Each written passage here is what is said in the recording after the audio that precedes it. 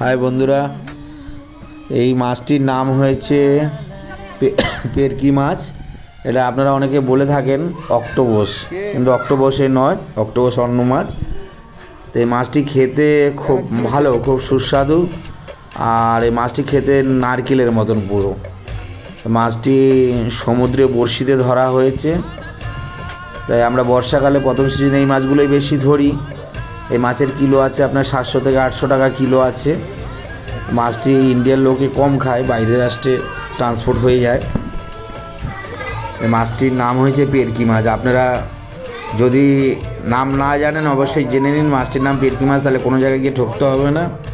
আর যদি মার্কেটে আপনারা বাজারহাট করতে যান, হয়তো আপনাদের সামনে এই মাছটি পড়তেও পারে কোনো মাছ দোকানে, কিনে একবার খেয়ে দেখবেন। মাছটি ছাড়াবার পদ্ধতিও আমি দিয়ে দেবো এর পরের ভিডিওতে।